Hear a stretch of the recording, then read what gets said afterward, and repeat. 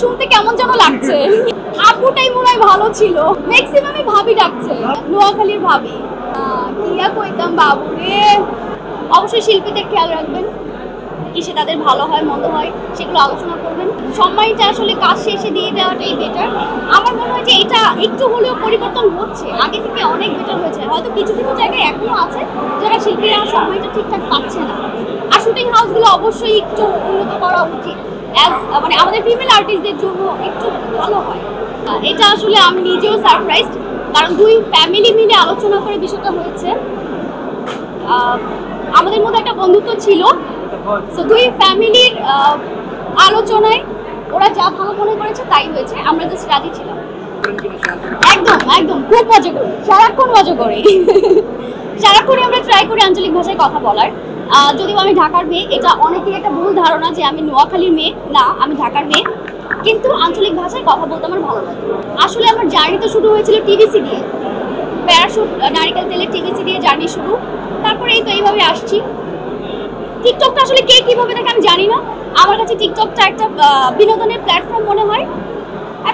নোয়াখালীর ভাষাটা কিভাবে রপ্ত করলেন ঢাকার মেয়ে হয়ে?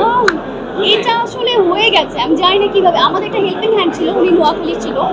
সো যেহেতু উনি সারাক্ষণ কথা বলতো, ওনার কথা শুনতে শুনতে ওইটা জানি না কিভাবে হয়ে গেছে। আপনার এই ব্যাপারে কি জামিল ভাইয়ের অনেক সহযোগিতা ছিল? ওনার সাথে কাজ শুরু হওয়ার পর থেকে তো অবশ্যই উনি সেটা সাপোর্ট করেছে। আর তার আগে থেকে ওই যে বললাম আমাদের বাসার হেল্পিং হ্যান্ড উনি নোয়াখালীর ছিল, সো ওই জন্য নোয়াখালী ভাষাটা হয়ে গিয়েছে। তিনটা বেস্ট কারণ, প্রথম কারণ হচ্ছে উনি মিথ্যা কথা বলে না, আর হচ্ছে খুব বেশি রাগ দেখাতে পারে না, খুব চাপা স্বভাবের একজন মানুষ। আরেকটা কারণ হচ্ছে উনি খুব হাসায়, মানুষকে খুবই হাসায়। ওনার সাথে থেকে মন খারাপ করে থাকার কোনো উপায় নাই। আমি খুবই এক্সাইটেড, আমার এত ভালো লাগছে যে সবার সঙ্গে দেখা হচ্ছে, যাদের সঙ্গে হয়তো মাসে একবার দেখা হয় তাদেরকে সবাইকে একসঙ্গে দেখতে পাচ্ছি। আমি খুবই এক্সাইটেড। হ্যাঁ কিছুটা, কিন্তু ভাবি ডাক শুনতে কেমন যেন লাগছে। আপুটাই মনে হয় ভালো ছিল, ম্যাক্সিমামই ভাবি ডাকছে।